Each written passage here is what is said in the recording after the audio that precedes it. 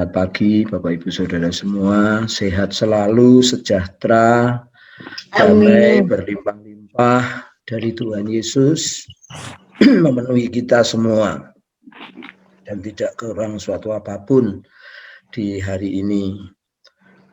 Pagi hari ini kita sebelum berdoa kita akan merenungkan firman Tuhan. Ya Bapak Ibu Saudara ya, merenungkan firman Tuhan di Lukas 22. Lukas 22 ayatnya yang ke-13. Lukas 22 ayat 13, demikian firman Tuhan, maka berangkatlah mereka dan mereka mendapati semua seperti yang dikatakan Yesus kepada mereka. Lalu mereka mempersiapkan Paskah. Sekali lagi, maka berangkatlah mereka dan mereka mendapati semua seperti yang dikatakan Yesus kepada mereka. Lalu mereka mempersiapkan Paskah. Bapak Ibu Saudara, ini cerita tentang Tuhan Yesus mempersiapkan Paskah. Nah, ini ada yang lucu ya Bapak Ibu Saudara di sini. Kalau Bapak Ibu baca dari ayatnya yang ke-8, ya, Bapak Ibu akan senyum-senyum gitu ya. Kenapa? Karena pada hari raya Paskah itu mereka tidak punya tempat untuk merayakan Paskah. Dan Pak, emang ada betul. Kan jadinya kayak gitu, aku sering pernah. Jadi Tuhan Yesus meminta si Petrus sama Yohanes untuk mencari tempat Paskah, gitu, mencari tempat mereka makan Paskah itu, perjamuan Paskah. Kemudian lalu mereka bingung, wong nggak punya tempat, nggak ada tempat, gitu ya. Mereka bertanya di mana? Nah, Tuhan Yesus bilang, masuklah ke dalam kota, kamu nanti akan ketemu orang bawa kendi, gitu. Kendi itu tahu ya, jun atau tempat air di zaman dulu, gitu. Gentong kecil.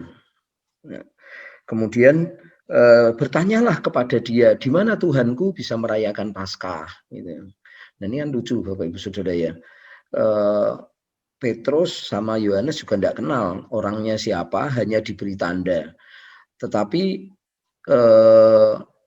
karena ketaatan, karena mereka mau melakukan apa yang dikatakan Tuhan itu benar, dikatakan ayat yang kita baca tadi, maka berangkatlah mereka dan mereka mendapati semua seperti yang dikatakan Yesus kepada mereka. Lalu mereka mempersiapkan Paskah. Nah, Bapak Ibu Saudara, pagi hari ini kita perlu merenungkan gitu. Ini menurut saya luar biasa, betul-betul revival gitu, kegerakan, semangat, mengalami. Yang namanya revival itu kan sebenarnya mengalami Tuhan, ya, mengalami Tuhan. Jadi manusia yang biasa-biasa ini, karena dia mengalami Tuhan, maka dia menjadi luar biasa, dia menjadi tidak biasa-biasa, dia mengalami keajaiban, dia mengalami situasi yang benar-benar baru, benar-benar menyegarkan di dalam lebih daripada sekedar nilai-nilai sosial yang ada di dunia ini. Gitu. Itulah revival, karena mereka mengalami Tuhan. Karena mereka ini bertemu dengan sesuatu yang wah, bertemu dengan sesuatu yang berbeda, yang menyegarkan, yang positif, yang susah diceritakan ya, revival, mengalami Tuhan. Kenapa mereka? Ya karena mereka ini Bapak Ibu Saudaraku benar-benar iya ya dikatakan di ayat ini mereka mengalami tepat seperti yang dikatakan Yesus. Mereka mengalami tepat seperti yang dikatakan firman Tuhan. Itulah revival Bapak Ibu Saudara. Itulah pergerakan gitu ya. Bukan hanya sekedar sukacita yang baru ya.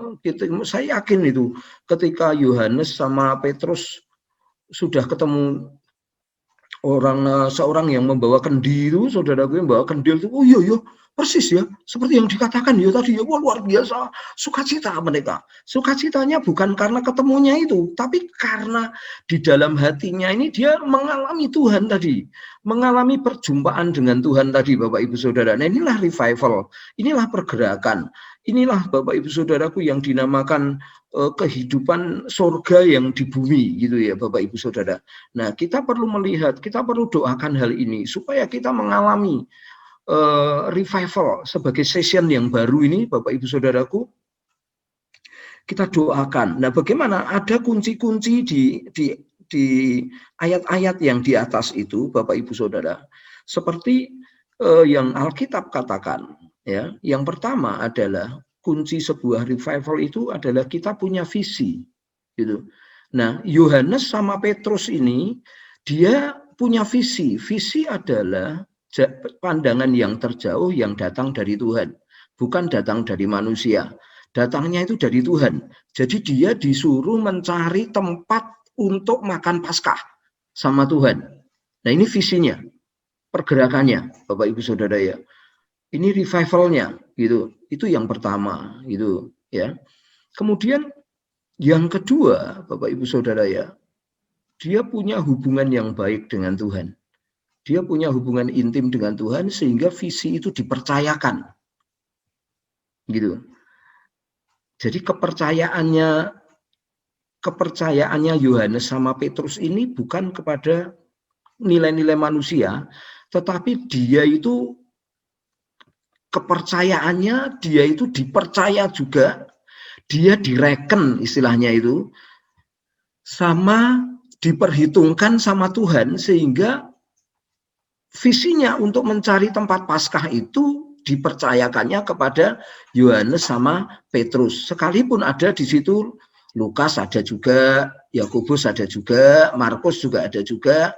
Tetapi Bapak Ibu Saudaraku dan orang-orang yang di sekitar situ juga ada, tetapi Tuhan mempercayakannya kepada mereka.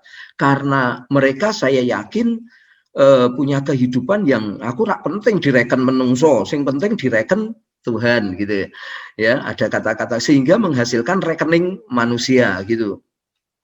Nah, sehingga diperhitungkan juga dia manusia. Ini yang kedua, Bapak Ibu Saudara. Jadi revival pertama adalah mereka mendapatkan visi dari Tuhan. Yang kedua, mereka memulai hubungan dengan Tuhan, punya hubungan baik dengan Tuhan. Yang ketiga adalah mereka punya ketaatan, Bapak Ibu Saudara.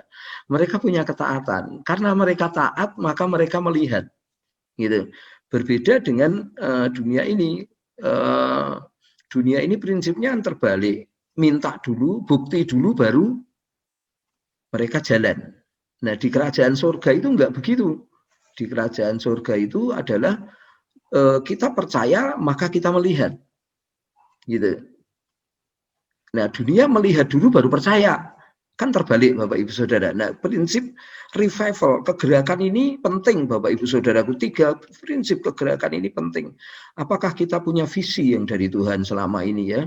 Ini penting Bapak, karena gereja itu dikatakan di dalam Matius, itu dikatakan gereja itu berdiri atas pernyataan-pernyataan Tuhan. Ya, pada waktu itu Simon ditanya, menurut kamu siapa? Gitu, aku gitu ya. Jawabnya Simon, engkau adalah Mesias, anak Allah yang hidup gitu ya. Lalu Tuhan bilang, bukan kamu yang menyatakan itu, Bapakku yang di surga gitu yang menyatakan itu. Jadi gereja didirikan atas pernyataan-pernyataan dari Tuhan gitu ya Bapak Ibu.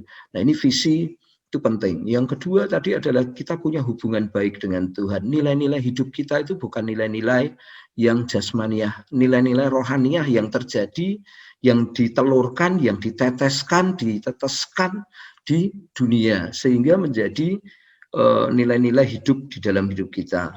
Yang ketiga, kita punya ketaatan, Bapak Ibu Saudaraku. Ketika kita taat, kita melihat, ya Bapak Ibu Saudara, jangan dibalik, melihat dulu baru taat. Terbalik, kita percaya dulu, bertindak dulu, taat dulu, baru kita mengalami pergerakan itu, mengalami keajaiban itu. Ya, mengalami Yohanes sama Petrus ini melihat orang bawa kendi dan betul sekalipun tidak kenal ya, mereka mempersiapkan tempat untuk Tuhan, pergerakan yang luar biasa, Bapak Ibu Saudara. Mari Bapak Ibu Saudara, kita merenungkan, menjadikan nilai-nilai ini dalam hidup kita. Kita selalu bertanya kepada Tuhan untuk visi-visi Tuhan, kita selalu mengalami Tuhan, dekat dengan Tuhan, ya, keintiman dengan Tuhan. Tidak perlu Anda untuk berhubungan dengan Tuhan pakai macam-macamnya. Tuhan tidak pakai syarat macam-macamnya, Bapak Ibu Saudara, ya. Yang ketiga adalah kita punya ketaatan terhadap firman Tuhan, terhadap perintah-perintah Tuhan, terhadap visi Tuhan. Kita punya ketaatan di sana. Apakah hidup kita selalu membawa nilai-nilai itu dalam hidup kita sehari-hari? Mari kita renungkan, mari kita perkatakan, kesharingkan, sehingga nilai-nilai itu ada dalam hidup kita. Tuhan memberkati, mari kita berdoa.